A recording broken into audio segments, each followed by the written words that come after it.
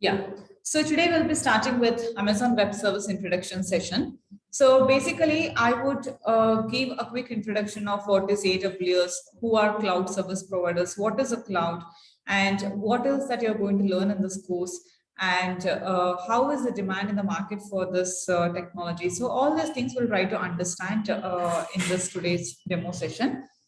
Maybe once we begin with the classes, the actual classes, you will understand from scratch. But since it's a demo session, I cannot deep dive to the technical aspects. But I would just make sure that you all are understanding of the terminologies, whatever we are discussing over the session here.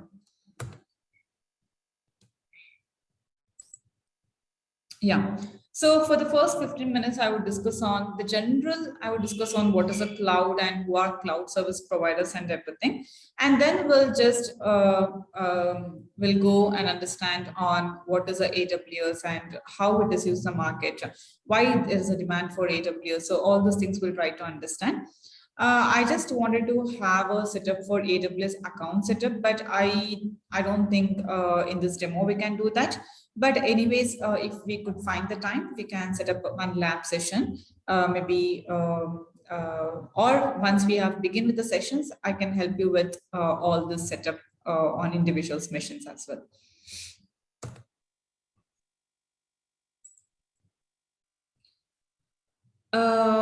Yeah, is it for everyone?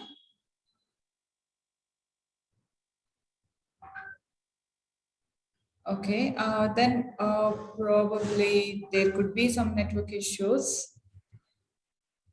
Yeah, it's good. It's good. It's audible. It's good. You can go ahead. I think most of them are pinging that they can't hear me. Okay. If at all, like if you're finding some kind of issues, just make sure that the recording is in progress. Don't worry about the recording. Will this recording be shared to everyone? See, recording is happening. Do not worry about the recording. Make sure that you are able to hear me. Will this recording be shared to everyone? This demo recording. This thing you can just clarify in the end of the session with Abhishek. He would be the right person. Share the recordings to you all. Fine. So let's try to understand like who are cloud service providers. Basically, before I give the definition of who are cloud service providers, I will just give a real-time sample example. For example, let's consider I would give a goal for all of you that you have to travel in a car from source to destination. Let's consider that you don't have a car with you. So in that case,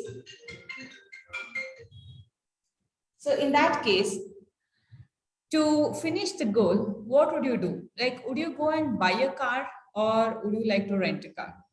So if you have these two options, obviously most of them would go for renting a car because there are a lot of reasons why we go for a rental service. Probably you might be running out of resource, so you don't have so much of money to go and buy a car. The second reason could be you may not know how to drive, so you might need service from someone else instead of self-drive. Or maybe you are in emergency and you need to quickly just reach a destination, so you might just go and rent a service. So there are a lot of reasons why we go for a rental service, right? In the same way, the software cycle as well, the software development life cycle as well. Whenever there is a deployment activities or whenever someone is running some business and they wanted to expose their application to the complete world, so they might need a lot of resources when it comes to the infrastructure side. So they might need the servers, they might need a good monitoring system, they might need some kind of analyzation tools in order to monitor all their computing powers. And also like additional, we might need a good networking in order to connect various components. So when you need all these resources with you, to set up by your own, it might cost you so much of money, right? So what if you go to the cloud providers? So there are so many cloud providers available in the market. So we have Amazon Web Service, we have Azure from Microsoft, we have Google Cloud from Google, and apart from that, we have other clouds like IBM Cloud, Oracle Cloud, Salesforce, and so on. So why that you are looking for an AWS, or let's try to understand what kind of services that the cloud providers are giving us. So basically, as I was explaining you, so whenever you wanted to set up your application, we might need a lot of components. So maybe we should have a secure network. We should have a storage, a proper storage in order to where you can go and store the data. You have to manage that data. Maybe you need some compute powers, like you might need the Windows operating system or the Linux operating system, or you might need some kind of service of web application. So you are trying to use the cloud service provider services where the cloud, where Amazon is going to manage all this for us. Like on behalf of us, they are going to manage it so that we have plenty of time left with us and you can just concentrate on building your business rather than concentrating on the infrastructure side. So that is one thing, like why the cloud providers are used widely in the market today. So to understand what is a cloud is just simply you go and rent all the services from the cloud providers using the internet, and instantly they're going to provision the resources to us. So whenever you need the resources, they will provision it for you. And whenever you don't need the resources, you can just go and deallocate the resources. So that's how quick it is to go and use it, because let's consider that you do not have this cloud. You are basically working in your company on in-house kind of infrastructure, the on-premise infrastructure. So in such a case, let's consider from your team, you're requesting to the IT team that you need a virtual machine. Do you think they would provision it immediately? At least they might take a week of time to provision it, because you have to raise a request, they'll process it, and to get back to you with all the infrastructure ready. They might take at least a week of time till the month of time. So, but if at all, like you are in an emergency where you will have to provision the additional resources for your infrastructure, and if they are taking a week of time, like what is the benefit for us? There is no use at all. So we wanted someone like who can immediately provision the resources on demand for us whenever there is a need for us. Whenever there is a more load to the traffic, whenever there is a traffic is increasing, you might need additional resources and you might need additional services. And that is how Amazon is providing the quick responses. Their agility is much more faster compared to our on-premise infrastructure. So basically, cloud is something that you can just rent as many as of services that you need based upon different domains and technologies. It's not that only you can rent the servers or storage or any kind of security aspects, but whatever the current technology that you are hearing in the market today, probably it can be in the terms of DevOps, artificial intelligence, machine learning, IoT, or robotics, whatever the service that could be. So everything is given as a service. The only benefit that we could have is instead of you breaking down your head and hiring a lot of IT experts to manage this infrastructure, you can just go use their services, run your business, and pay some certain amount to the Amazon, and it's very quick enough. And they are giving a quality service where they can manage your infrastructure. So that is how companies are utilizing the cloud providers in order to run their business. So let's try to understand. There should be some particular reasons why the companies really wanted to go and opt for a cloud environment. The first reason I could tell you here is scalability. So when I say scalability, let's consider that you are using some kind of service from the Amazon. It can be an EC2 service. EC2 is nothing but it's an elastic compute cloud where basically you can use that service in order to rent the virtual machines. Any kind of virtual machines you can rent, like Linux virtual machine or Mac operating system, or you may need the Windows operating system. Any kind of operating system you can rent from them. So whenever you are using any service from Amazon, so the service can be anything here. It can be a virtual machine, it can be a storage, or any kind of web services. So everything can be scaled up very easily. So for example, if the service is EC2, then you can just decide to scale the size of your virtual machine. Let's consider initially you had one CPU core and 1 GB RAM for your virtual machine. Probably in the next 30 minutes, you might need additional resources. You might need additional CPU, additional storage, additional memory. So the cloud supports the vertical scaling. So vertical scaling is something that, so maybe from 1 CPU core, you might increase to 2 CPU core. From 1 GB RAM, you can decide to have for 2 GB RAM. So vertical scaling is something that they support us. So if we are increasing, so if on demand, like if you're increasing it, it's called as scaling up. If you're decreasing it, it is called as a scaling down. So whenever you're increasing the resource consumption, we call it as a scaling up in the case of vertical scaling. And whenever you are trying to decrease the resource consumption and in the vertical scaling, and that is called as a scaling down. So vertical scaling is something where you just increase the machine resources itself, like CPU, memory, or storage. Whereas if you're increasing the amount of machines, for example, I have one machine where I have one CPU core and 1 GB RAM. Maybe I might increase in the terms of horizontal scaling, where I might just increase the number of machines itself. I mean, I might, instead of increasing 2 CPU core and 2 GB RAM, I can just go and provision additional virtual machine, which has another 1 CPU core and 1 GB RAM, which is almost equal, both are same way.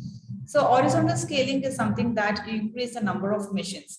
So if you're increasing the amount of resources, and that is called as a horizontal scaling. So whenever you're increasing, it is called as a scaling out in the horizontal scaling. And whenever you're decreasing the amount of resources, it is called as a scaling in.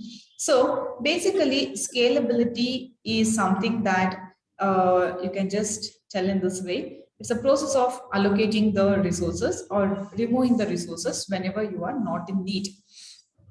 So this is something very flexible for us to use the cloud providers. And you can just pay for the, whenever you have a high traffic, maybe if you have scaled up the services, you pay more for the Amazon. Whenever there is traffic is less, if you're decreasing the resource consumption, you're just going to pay less amount to the Amazon. So that's how flexibility is there with the Amazon Web Service. You can just go, like in general, not only Amazon Web Service, in general, any cloud, it can be an Azure, it can be an AWS or Google Cloud. Every cloud has all these characteristics. The second reason is elasticity. So when I mean elasticity here, elasticity is something where you can do automatic scaling. For example, I can put up in this way. Let's consider you have a user who is using your application maybe during the daytime. So during the daytime, probably he might not have much user load. So the resources could be at the low level. Maybe he's not consuming so much of resources. Maybe as the time goes, maybe at the noon time, there are so many users trying to use your application. So the resources might keep on increasing. So whenever you need the additional, like based upon the load, the resources should be scaled up or scaled down automatically for us. It's not something that manually you're going to do this. If you're going to do this manually, it is basically a typical task with so much of, you'll have to break down your head in order to scale up the resources, scale down the resources. Like that was a traditional way of deployments that was happening in previous. But now after the cloud, we have everything could be automated. So based upon the load, it just scales up automatically, and based upon whenever like the load is decreasing, it will scale down automatically. So that means elasticity is an ability to scale up or scale down the services dynamically. So the dynamic environment is something we call it as a elasticity.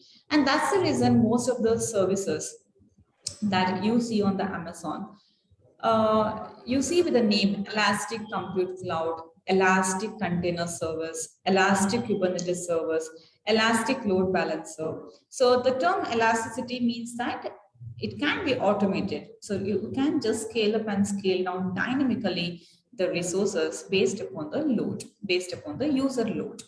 So I hope this point was clear. So now there is something called agility. Maybe that point I have missed it. That's fine. So agility means, for example, you are sending some kind of request to the Amazon that probably at this point of time, if you're requesting a virtual machine from the Amazon, how long they would take to get provision that. So we request any service in the cloud, there should be some time between your request and the response. So agility is something that how quickly they are going to react to you. So in the cloud, we can quickly allocate and deallocate the services based upon your load. So that is also something with elasticity, with agility is something that Amazon provides us.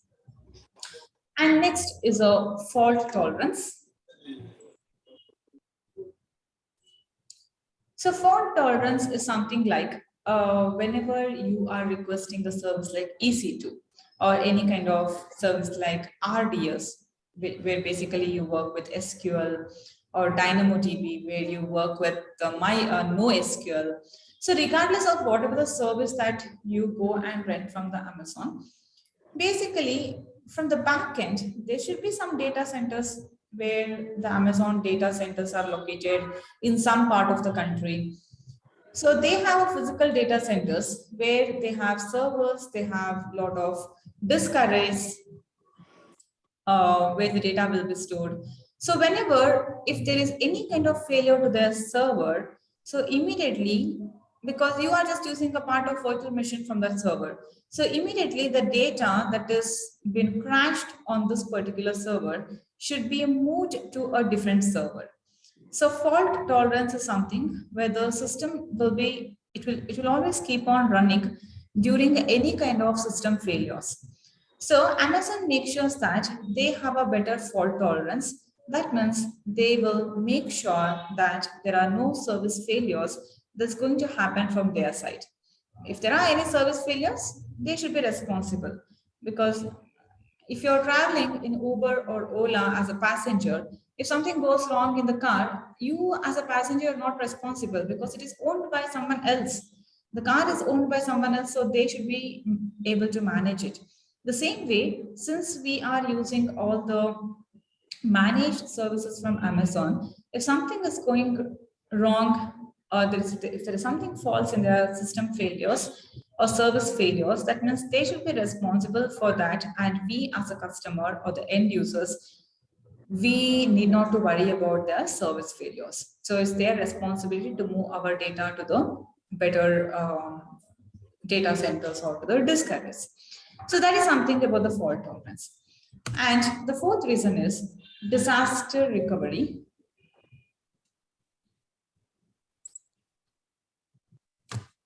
So when I say disaster recovery, let's consider you are running some application in XYZ region of the Amazon. So what if there is earthquake or some flood happens in that region? So the entire region of Amazon in that case might face the failures, and the application that you are running in that particular region, it might go down. It wouldn't be available to your users. So in order to avoid this kind of natural disasters, so Amazon or any cloud in general, they are going to keep the replication of your application in a different region. So they will have in a different region, so that your domain name, for example, some example.com, whatever the domain name that you are routing to this particular application, so immediately it would just redirect to the another region.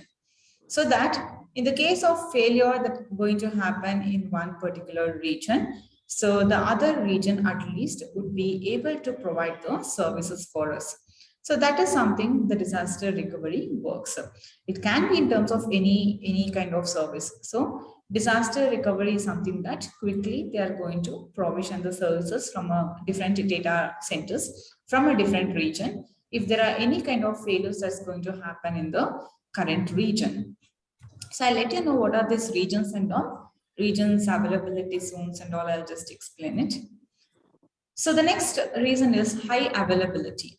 So when I say availability, availability is something that how much the system service or how much for how long their service is up and running. So you're going to calculate that. So the uptime and downtime you're going to calculate. So basically that they are going to give you the availability of 99.99%, which means with they will only have a very little downtime, which can be negligible. So for example, if they're giving 99.99%, that means in a complete month, if it is 0.01 percentage downtime, still it is fine for the companies to own their data on the Amazon data centers. So in the case of if they're trying to own their data in their on-premise, that is on their own data center, if something goes wrong in their data centers in the companies, so basically they would take more time to fix it, and also like they'll have to hire the IT experts in order to manage those data centers.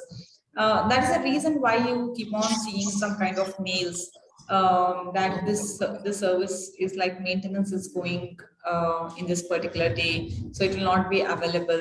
Usually on the weekends they do in the organizations, if any kind of maintenance works are there or any kind of upgrades or patches that has to be done, they usually carry out in the weekends.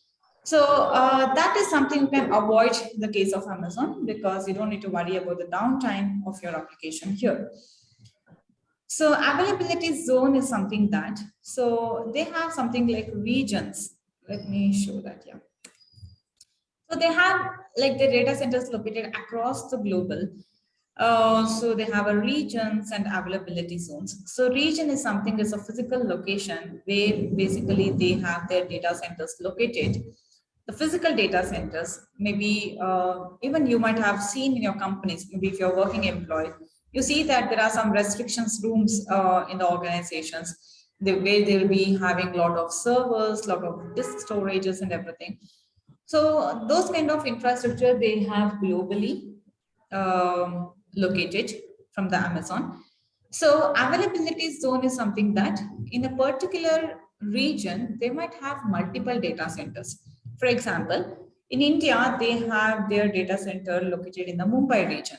So in the Mumbai region, if based upon the number of end users from that region, they have the data centers located.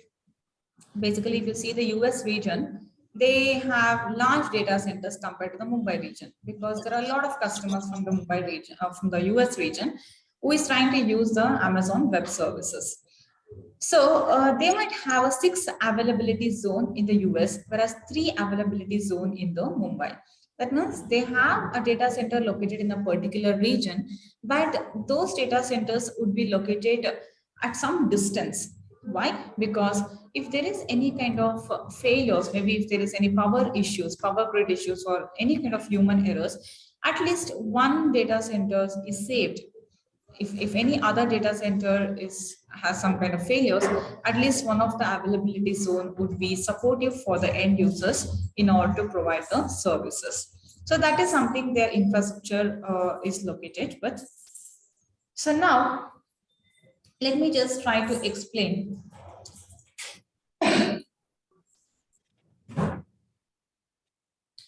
what are the different types of models, the cloud models that the Amazon is providing us. So basically, whenever we discuss on the cloud models, we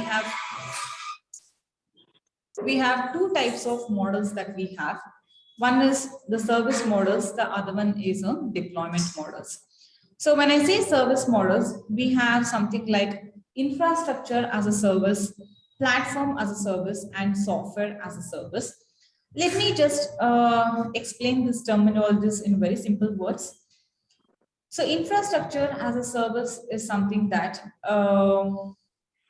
you are going to rent the service from the Amazon, right? So infrastructure as a service is something that you are trying to rent only the hardware, only the hardware part of the infrastructure that you need. Maybe you need servers, you might need the storage.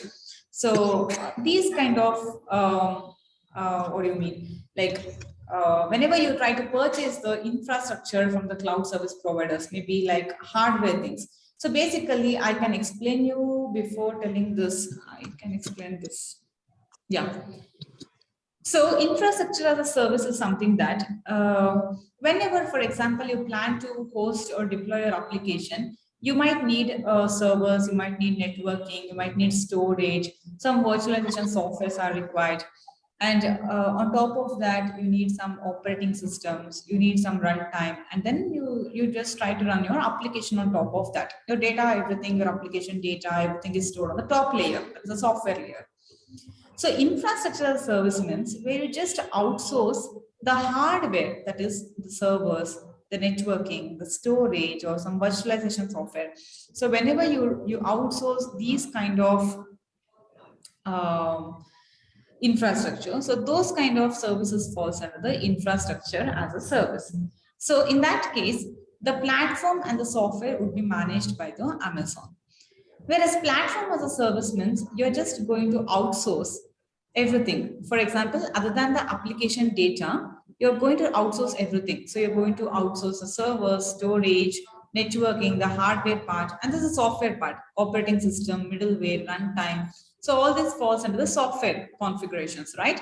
So when you outsource both hardware and software, it falls under the platform as a service. Only the user that is going to manage here is the software or the application data here.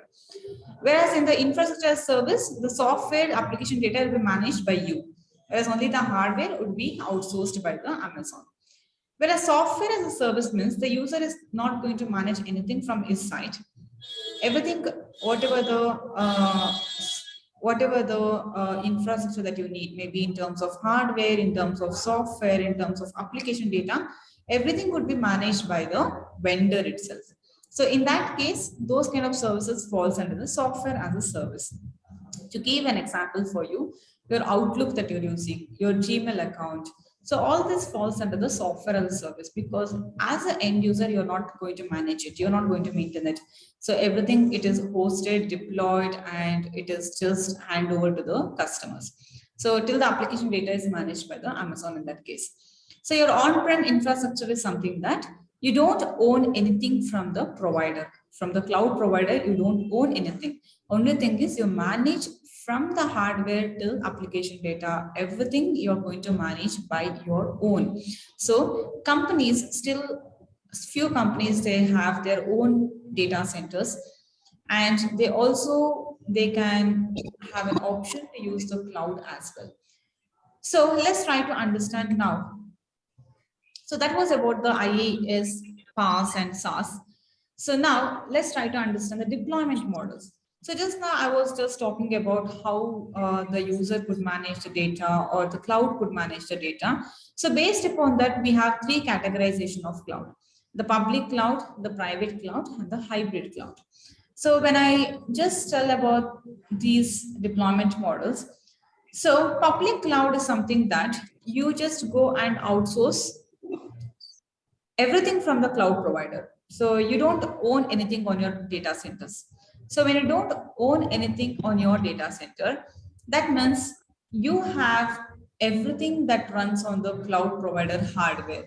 There is no local hardware that you are going to, like, there's no local hardware. That means your data is stored everything on the cloud provider. What is the advantage of using this kind of public cloud? So in the case of public cloud, no capital investment is required. So you can just use the services from the cloud provider, and you pay as you go. You just use a service, you pay them for the amount of time that you have used the service. No hardware maintenance is required. You're not going to maintain anything from your side. And no technical skills are required because you're not going to manage it or own it. right? For example, you're traveling in Uber or Ola, if something goes wrong in the car, you as a passenger, if you do not know how to fix it also, it's fine for us still. So coming to the disadvantages part here, the security and compliance is something that we will be worried about, because you're also running a business. Amazon also is running a business. They're a vendor. So you might have some kind of light security issues with them. And also there will be few limitations, because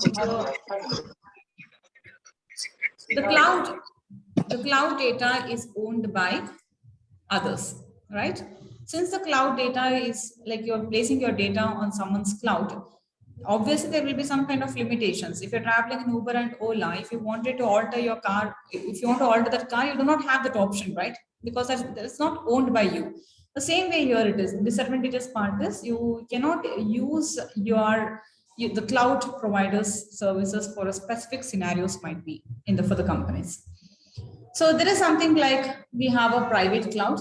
So private cloud,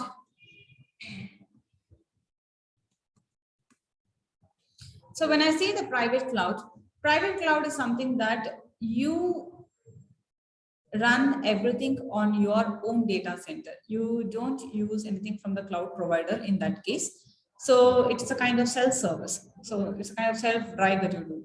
So you maintain the hardware here. You don't go for rental service. So the advantages with the private cloud is it can support any scenario. So because everything is under your infrastructure, you can just use it for any use cases. And you have the control over the security, right? It's because it is managed by you and you have the complete security. You have the complete control over the security. Whereas coming to the disadvantages to the private cloud, you need so much of initial capital investment, right?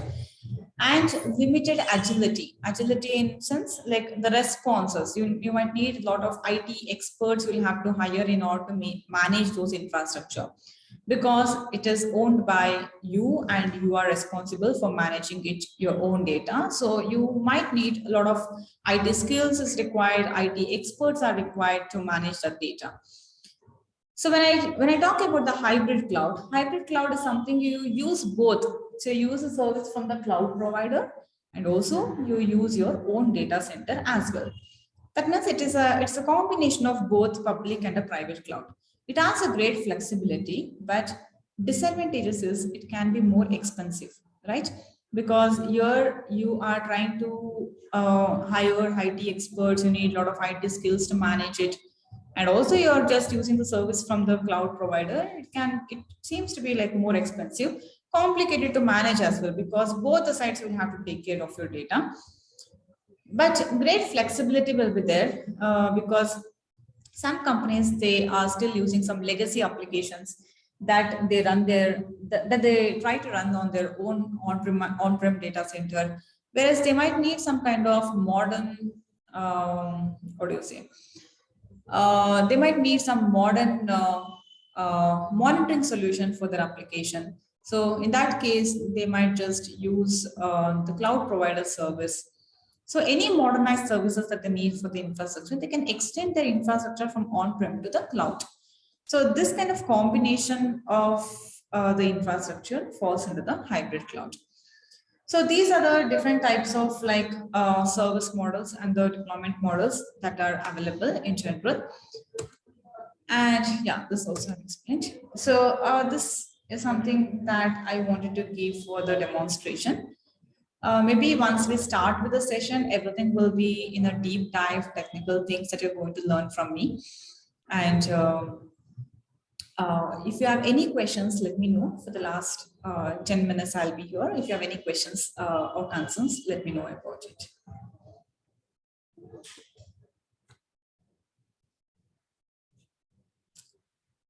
And recordings will be shared by Abhishek. So I hope he should also be recording. If not, I'll be sharing the recordings. If you have any questions, let me know on this. So the hands-on, the practical things, everything, I would start once you are like, once we have a batch created, And once we have the time slot fixed, so we're going to start with the account creation and all. So everything will be lab session here. So since this is a demonstration session, I have not shown anything with the practical session here. But when you start with the session, actual sessions, everything will be lab. Everything will be practical with the hands-on that you're going to learn with me. And since I've been working in the IT industry for 8+ years on the cloud and DevOps technology, so I will be showing you with the real-time scenarios how you can use the services and everything. So it will be interesting. I can assure that from my side. If you have any questions or any concerns, let me know. Yeah.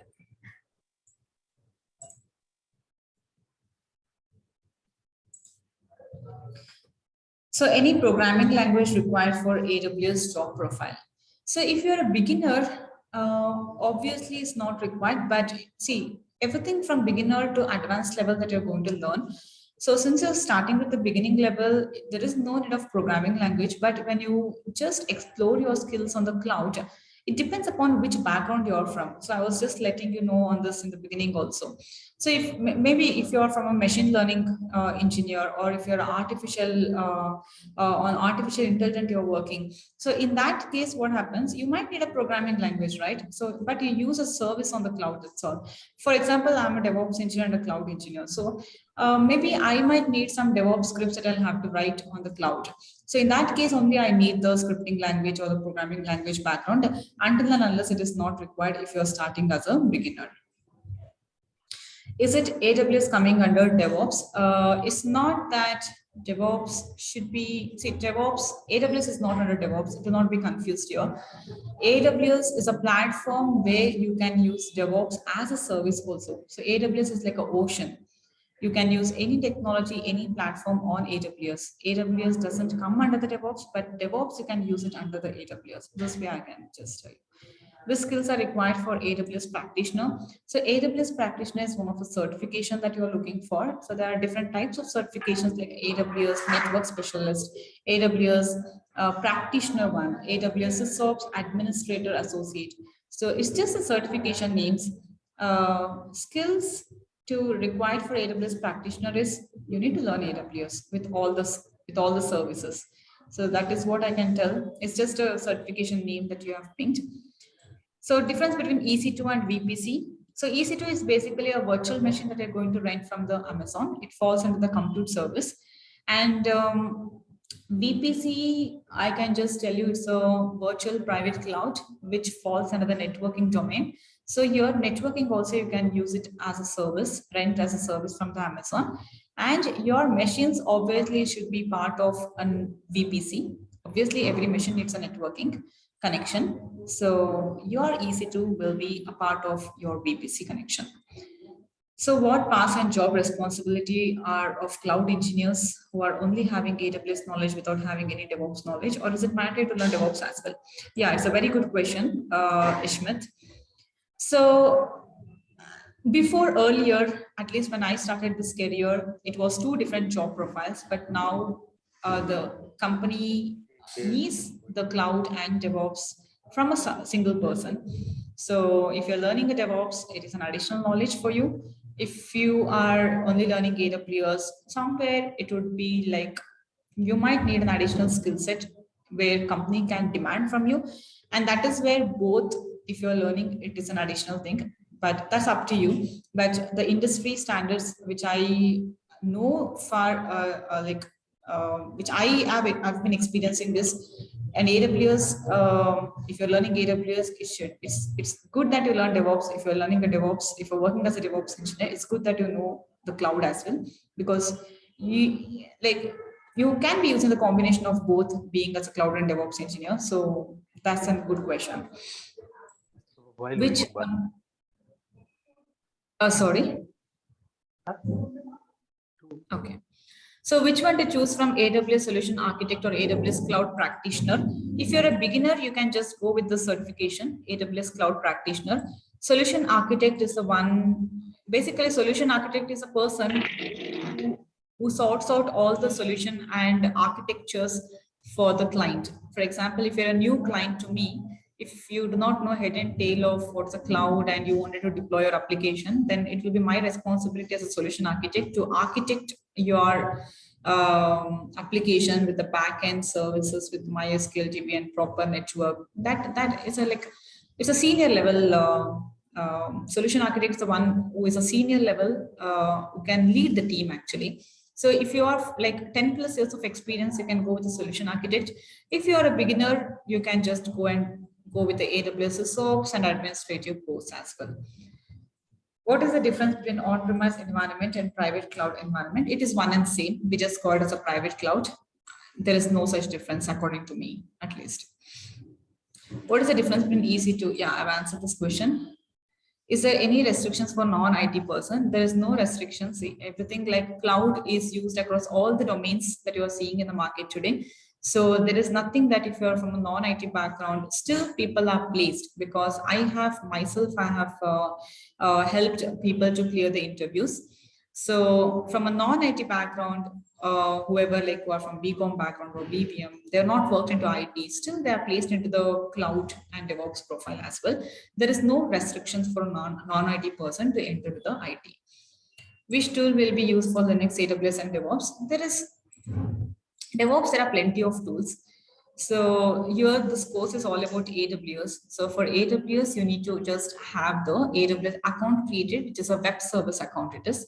So when you start with the sessions, I will just let you know about this account details, because here nothing we're going to discuss on the DevOps tools, because this session is only about the AWS. If you're asking me about the DevOps tools, then you have plenty of tools like Git, Jenkins, Docker, Ansible, Kubernetes, Grafana, Datadog, Splunk. There are so many XYZ tools available in the market. So we are not going to discuss that here. AWS is just we're just discussing on the cloud part here and nothing on the DevOps side. AWS jobs are given to the freshers. So to be frank, for a fresher also there are openings, but not much as of experienced people. But you can give a try. But you would not be given so much of workload as a fresher, but a small fixes would be given to you, where it's a quick thing to start with your career. So you have openings. You can just check in the Naukri, LinkedIn, and other job portals. You can connect to the HRs there and just check if there are openings for the freshers. It's just one of the skill. See, for freshers, you have any skill it doesn't matter. You have to enter into the IT to explore, right? So you can't demand that you need only AWS and on AWS profile and you're going to work. Learn as much as possible, get into the job, and then you explore yourself on the platform. So that would something I would suggest.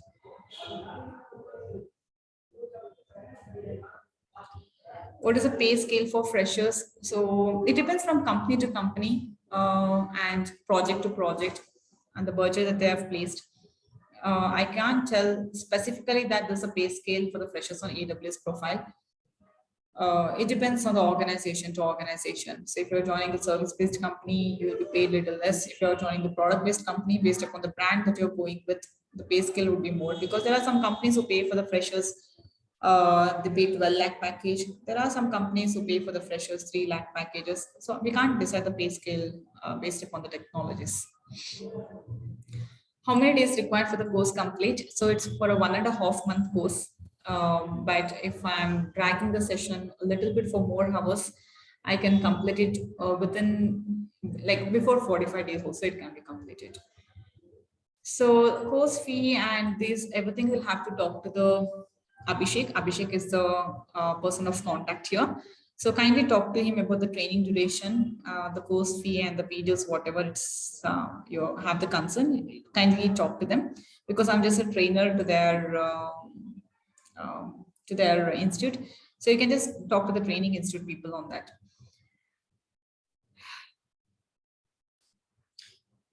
Okay.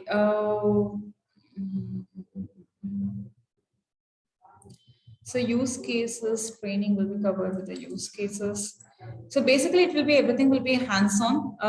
So once you learn the fundamental things only, then you can understand how it is used in the real-time use cases. But obviously, in a course of 1.5 month, I cannot show you all the real-time scenarios, but I would just try as much as possible.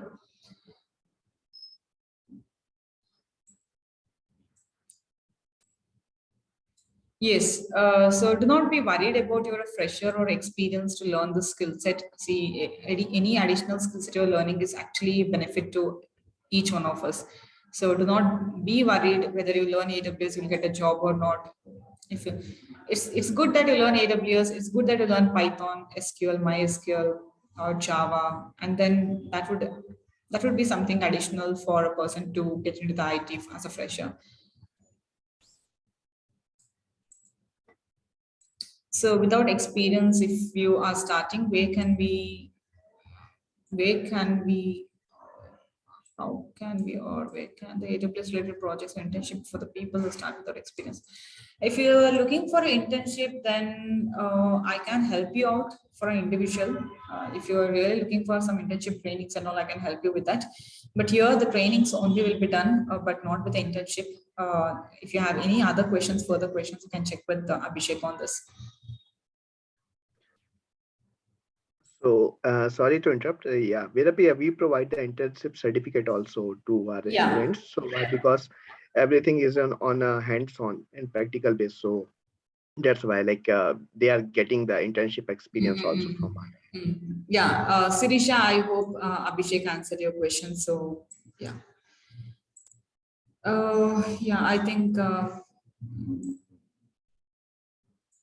can we have work from home? Okay.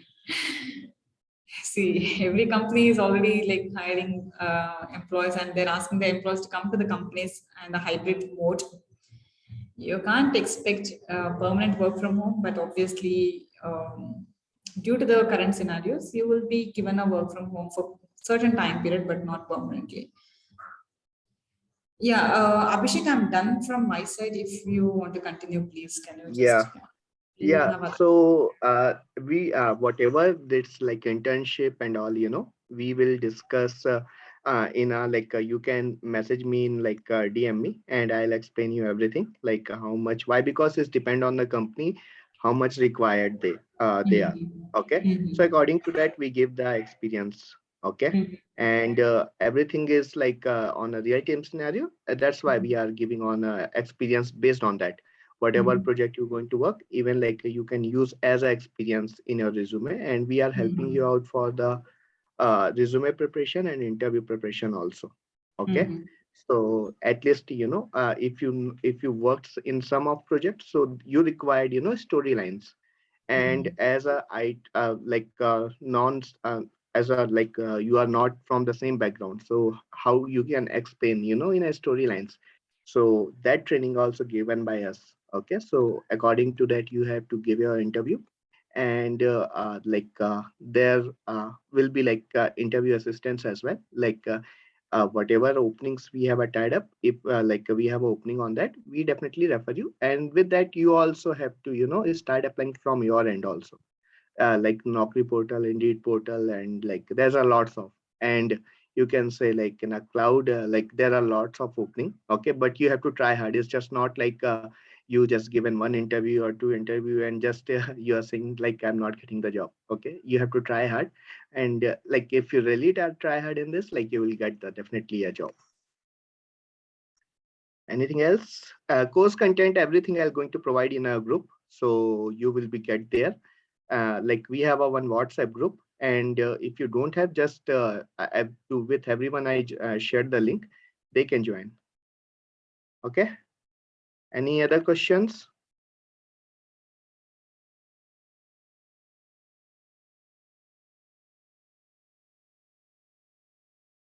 Okay, Vedapriya. So I think, yeah, so we can wrap up the class. So if anyone have any doubt or anything, okay, they can ask. And for the registration, I'll going to drop message in a group where you will be get the registration link, okay, course content, and you will be also get the fee structure.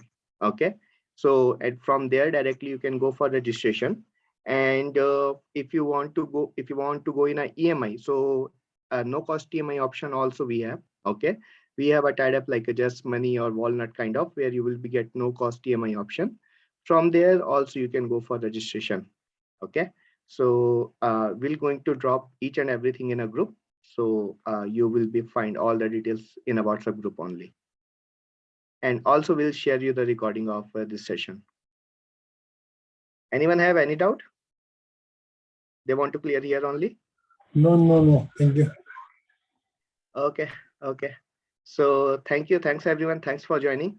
Thanks Vedapya for your wonderful session, and we'll connect guys in a group only then. Yeah, thank you Okay. so much, Abhishek, for having the session. And thank you all of you, and have a happy weekend. Thank you.